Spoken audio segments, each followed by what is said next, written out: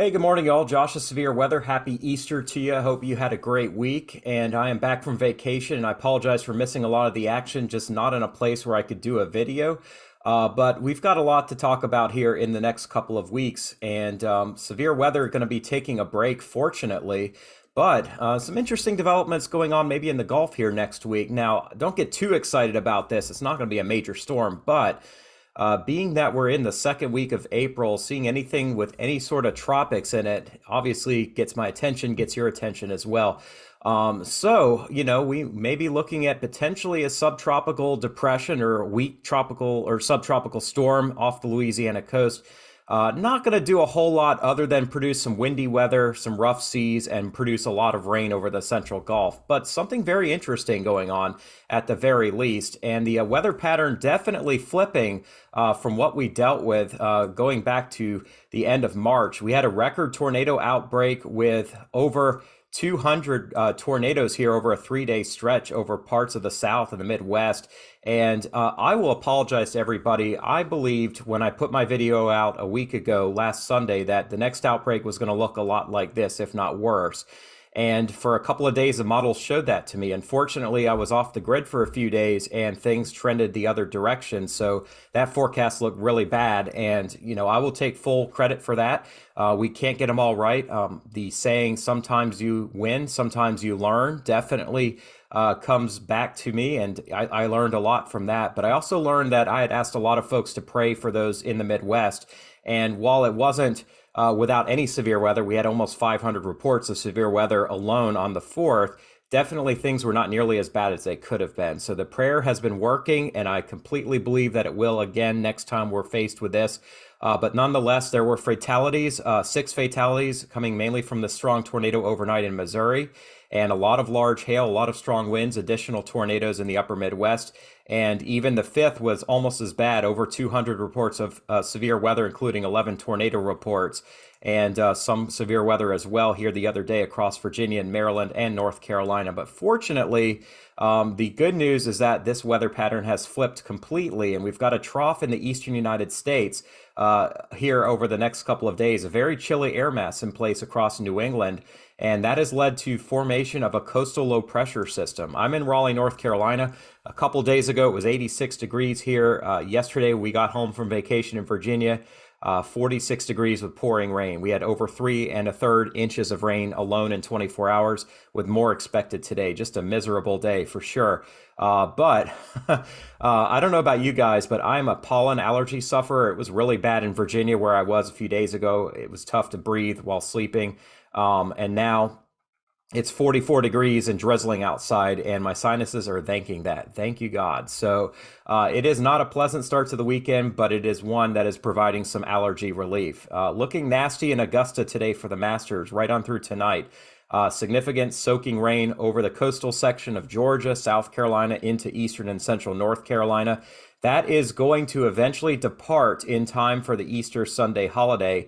And at the coast, we'll still be dealing with morning rain for sunrise services in eastern North Carolina, eastern South Carolina, northeast Florida. But as a whole, we're just going to be dealing with chilly, cloudy weather over the southeastern United States, with sunshine gradually building southward here in New England. So a cold morning in the east, but overall not too bad a day at all across much of the country, with the exception of the Pacific Northwest, where we've got another big storm moving into Washington and British Columbia with rain and heavy mountain snow on Easter Sunday. There could be a few pop-up storms as well in Minnesota in the afternoon. Same for northern Iowa.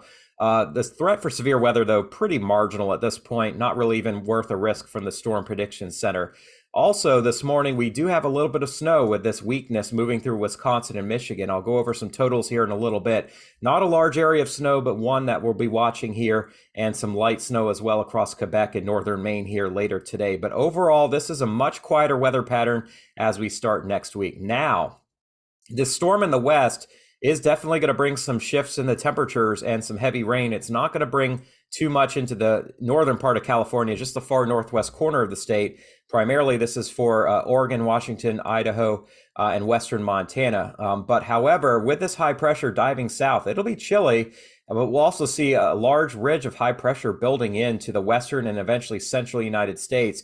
And areas that had blizzard conditions here 3 to 4 days ago will be looking at near record warmth in just a few days. So just like that, the switch is flipped and we go into an early summer-like pattern for a few days here in the upper Midwest.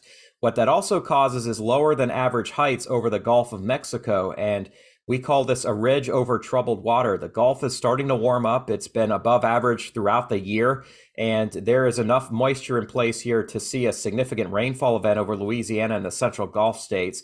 There's the potential we could see a surface low forming, probably not going to be fully tropical, but maybe a subtropical depression or even a storm, and it's possible it sneaks a name out of here. I mean, I don't think it's going to be a huge deal, but those of you in Louisiana and coastal Mississippi and Alabama are not going to be dealing with a nice week at all. Lots of rain moving in, tropical moisture moving in, and it's not going to be super warm here either. So kind of a cooler, wetter pattern for this part of the country. And that is certainly, I'm not going to say welcome, but it is going to help out with what's been a dry winter and spring so far. Florida, though, not really going to cash in on most of this rain. We will have some showers. It's going to be cooler in Florida, but primarily this is going to be a central Gulf Coast system before it moves inland here at the end of the week. And then some of that moisture could make its way up into the Carolinas and mid-Atlantic states next weekend. So another miserable weekend. Boy, is that what you want to hear from me? Please don't shoot the messenger. I know it's just the way it is. The atmosphere does not keep a calendar.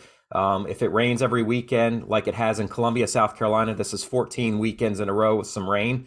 Make it 15 next weekend if this is right. Then that's just how it is. But as we get into next weekend, we are going to have to keep an eye on our next storm system, which is going to cut that warmth down considerably and bring winter weather back to the Dakotas and the Northern Rockies. It also does have the look of a system that could bring some severe weather as we get to Saturday and Sunday next weekend here over Kansas, Oklahoma, Northeast Texas, and maybe up into Iowa as well. Does it look like a major tornado outbreak at this point? I learned my lesson last week, and the answer to that is probably not, but something we're going to have to keep an eye on. And then as that spreads eastward, we warm up across the eastern United States. We cool off quite a bit over the upper Midwest, and we may have a wet period again over the Gulf states. So temperatures are going to be all over the place here. You can see how miserable it is in the southeast today, with temperatures here stuck in the 40s, but it's starting to warm up over the central plains into the 60s and low 70s this afternoon in Kansas and Nebraska. You can see where our front is shaped here. So it is colder across the upper Midwest, where we're looking at temperatures in the 30s and low 40s, but just south of that boundary, a nice afternoon here across southern Minnesota and northern Iowa into the Dakotas, well into the 50s and 60s. It is also cooler in Florida, but as we get to tomorrow for Easter Sunday, a cold start in the east. We're looking at teens and 20s in New England, 20s and 30s in the mid-Atlantic, 40s at the coast, and even down to the Gulf Coast, lower 50s here in the morning tomorrow for sunrise services. The west will stay cool, but it will warm up in the afternoon across the southern plains and the southwest. And we're looking at an Easter Sunday in the upper 80s in southwestern Arizona, mid 70s here in West Texas, low 70s over parts of Nebraska, and lower 60s here in the high plains. So still dealing with a boundary that's lingering another day here, but we will start to recover, and not a bad day. It'll be cool, so you'll need the jacket tomorrow from northern Florida right up the East Coast, but improving weather expected here. And as we get to the start of next week, you can see where the cold is locked in, the northern Rockies and the eastern United States, 30s and 40s. But during the afternoon on Monday, we start to recover, and we start to see that warming trend here over the plains and in the Southwest in particular, where we're going to be in the low to mid 90s in Arizona and Southern Cal inland, lower 80s around LA, and 70s in the Bay Area. So a very mild start to the week next week. And as we get to Tuesday, it warms up even further. We're looking at upper 90s in Phoenix, near 100 around Yuma, Arizona. And check out the Dakotas next Tuesday, just 6 days removed from a blizzard. We're looking at temperatures reaching 86, 85 degrees in the Dakotas and Nebraska. So a very quick warm up. The southeast looks very nice on Tuesday, except near the coast where it's raining and we're in the 60s, but inland, upper 60s, low 70s. Beautiful weather once again here by Tuesday. So cooler than average, but I would say a very nice stretch of weather coming for the next few days in the Carolinas, Tennessee Valley, and into the Northeast and even the Midwest. This is Wednesday in the Midwest, and we're in the 70s in Chicago, 80s in Minneapolis, maybe pushing 90 around Pierre, South Dakota, and in northern parts of Nebraska. So a couple feet of snow the other day, no biggie. It'll all be melting pretty quickly here by Wednesday of next week. But you'll notice the Gulf Coast remains chilly here, 60s, cloudy and wet weather. So there will be places where the weather just isn't going to be nice next week. It won't cooperate. But you'll see here on Thursday, it warms up in the east and we're back into the 80s around New York City, 82, 81 in Hartford, around 80 in Philly, 84 around Baltimore and DC, and upper 70s in Raleigh, North Carolina. So a very nice day here on Thursday. Still pretty warm in the plains, and you can see where our storm system is keeping the cloud cover and wetter weather across the central Gulf states, Alabama, Mississippi, Louisiana. As we go further into the week and towards the weekend, you'll notice it turns colder here across the plains. The Dakotas are seeing a big contrast on Friday in the afternoon. The Northeast is warm. We may be topping out in the mid to even upper 80s in North Jersey here and into the interior of New England. There will be a front stretch through here, so Boston could have a backdoor front where we stay cool with temperatures in Boston close to 50. Then you get to Hartford and it's 84 degrees on Friday afternoon. So a sharp contrast here where that chilly air still wants to hang on a little bit longer in eastern Canada and northern New England, but the warmth is expanding up and over this ridge into the Northeast. And I would say Friday would be a great day to play some hooky here in the mid-Atlantic and Northeast. And then we get to next weekend, we have our strong front moving eastward. And it is still pretty warm across Omaha, but notice how cold it gets here in western Nebraska, 30s to the 80s. A similar setup to what we saw here last Tuesday with that strong front that moved through. And as we get later into next weekend, I'm not going to go farther than this, but you can see that next Sunday certainly is warmer, back into the lower 90s here in Orlando and Jacksonville. 69 though in Mobile, where we could still be dealing with showers and storms. 89 in Houston, deep South Texas, and southwestern Arizona will still bake with temperatures in the 90s. But the West Coast warms up quickly here next weekend. You know, I talked about 40s and 50s in the Pac Northwest. Now we're looking at 60s and 70s here for high temperatures next Sunday. So a big warm up coming. All right, so let's look at the weather today across the Carolinas. We had 3 to 5 inches of rain where I live in the Raleigh area, a lot of nasty rain. Still chilly here with off and on rain throughout the day today, probably heavier as we get into about the afternoon hour. So 3, 4, 5 o'clock, a pretty nasty chilly rain moving through all of the Carolinas, southeastern Virginia. And you'll see it continues tonight. This is 10 o'clock tonight Eastern time. We start to dry out over the Norlina area, the northern North Carolina, southern Virginia area, the border state here. And then this is around 3 in the morning and it begins to start to dry out around Charlotte and Raleigh. We could still have drizzle right on up to about daybreak, but the steady rain is moving away in time for sunrise services tomorrow. And instead, we're looking at just a cloudy, windy, chilly morning tomorrow, temperatures in the 30s and low 40s. But the rain is starting to wind down, even in places like Southport and Wilmington when we get to about lunchtime, and that should improve in the afternoon with rain moving off the coast. And we're looking at dry weather as we begin next week. Down south, though, a lot of rain continuing in Louisiana. Flash flooding will be a possibility here over the next few hours. Then we see most of the rain spreading into the Florida Panhandle, into Alabama, western Georgia. There could be a few thunderstorms, although nothing severe at this point. I think most of the storms are firing up over the eastern peninsula of Florida and into the eastern Panhandle and southeast Georgia. We could have a few pop-up storms in here, which could produce heavy rainfall. We'll dry out, though, in Louisiana. It'll just be cloudy and cool here tonight, and looks really nasty here at the Masters. Off and on rain throughout the afternoon and night tonight in Augusta, and that rain still lingers into the early part of tomorrow and then winds down here around 7 or 8 in the morning. Easter Sunday in Florida, we could have scattered showers and storms over the Gulf region and as well as the first coast.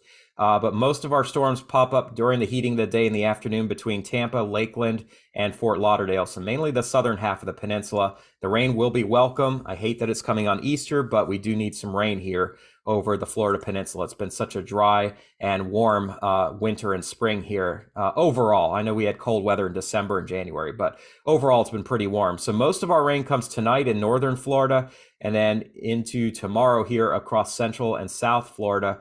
And it's possible Orlando gets by without any significant rain from this particular storm system, but the coast could have some heavy rainfall.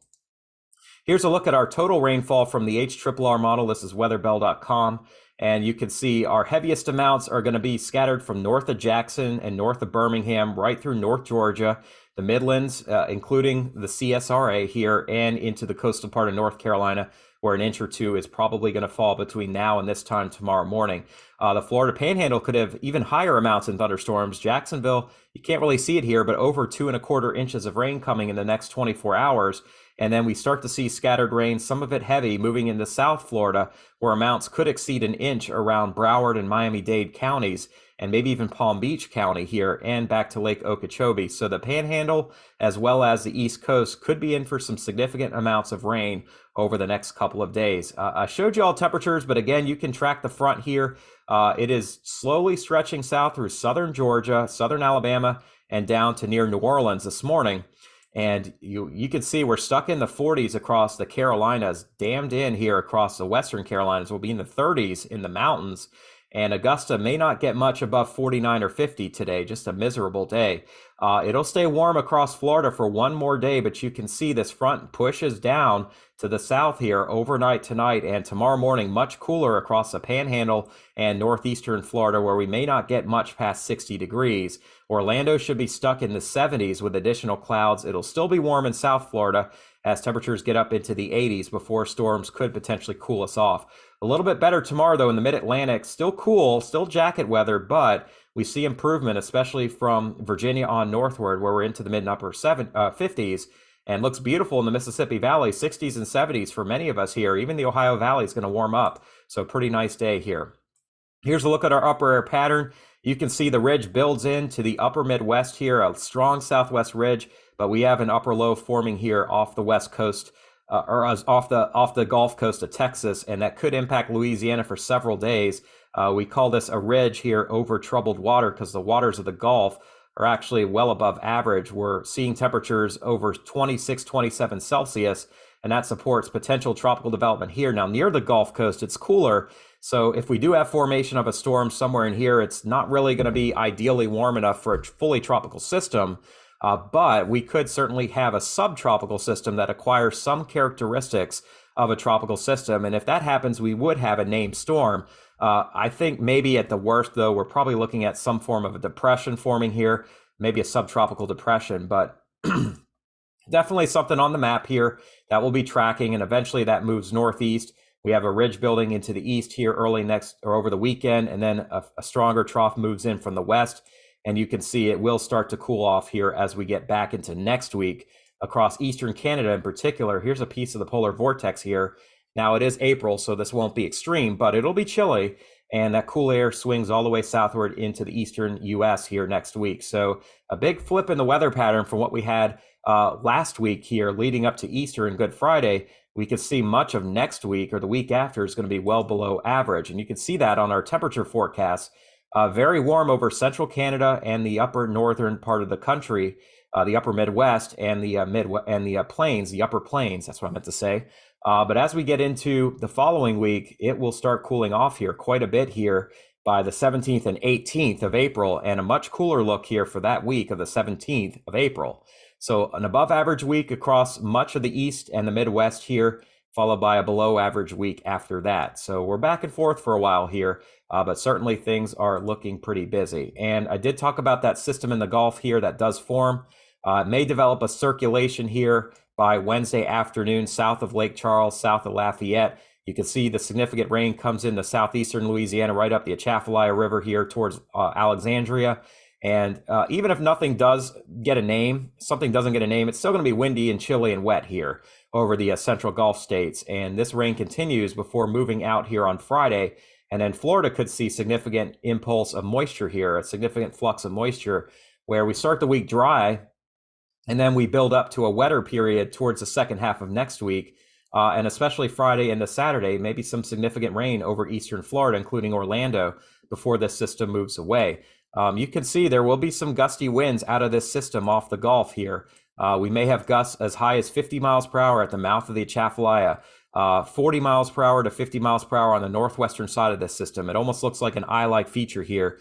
Not going to be anything more than a weak subtropical storm, maybe even just a depression. But for those in the oil industry, this is going to be pretty nasty with gusty winds, cool temperatures, and certainly some some significant amounts of rain. And we know what 40 to 50 mile per hour winds can do, even 30 mile per hour winds can do. And you can go back and watch the video from the Masters yesterday.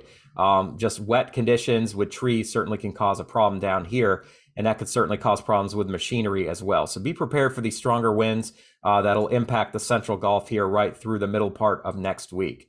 All right, we do have a little bit of snow on the map this morning over Wisconsin, spreading into the UP and upper Michigan. Just a weak impulse, but it could dump a few inches here. I'll show you guys what the model is showing as far as accumulating snow. Now, more will actually fall, but we could see in the Apple Valley and northwest of Green Bay a few inches of snow this morning.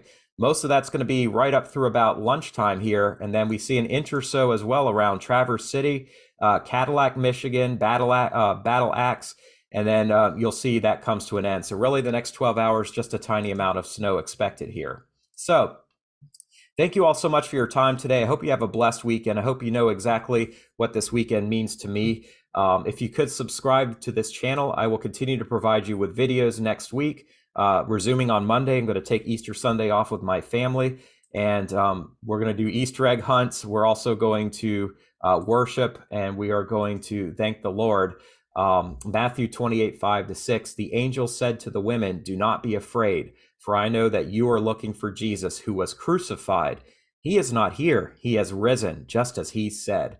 Come and see the place where he lay." Look, folks, Jesus rose so that we could have eternal life. He was crucified on the cross. I'm not going to get into the gory details of that, but know that through faith, Jesus already knew that he was going to be sacrificed so that we could have eternal life for all of those who believe in him. John 3:16. But he has risen, and that is the big reason for Easter. Not the Easter eggs, not the bunny, not golf, none of that, but it is to acknowledge and to celebrate the sacrifices made for us. And if you have any prayer requests, I'm happy to pray for you, but I hope you have a blessed holiday weekend, and I look forward to sharing with you again on Monday. And we'll keep an eye on things in the Gulf, and we'll keep an eye on storms in Florida here over the next couple of days. But be prepared for another quick change in the weather here over the next several days. Thank you all, and God bless you. We'll see you soon.